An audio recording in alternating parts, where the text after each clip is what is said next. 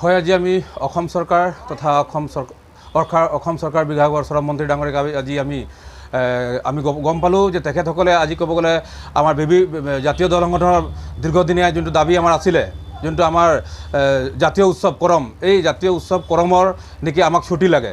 কিন্তু আজি আমি অসম চৰকাৰক সঞ্জয় কিষাণ ডাঙৰীক আমি ধন্যবাদ জ্ঞাপন কৰিছোঁ। তেখেতসকলে 6 ছেপ্টেম্বৰ তাৰিখে কৰম উৎসৱৰ বা কৰম পৰবৰ কাৰণে তেখেতসকলে ছুটি ঘোষণা কৰিছে, ধন্যবাদ জ্ঞাপন কৰিছোঁ।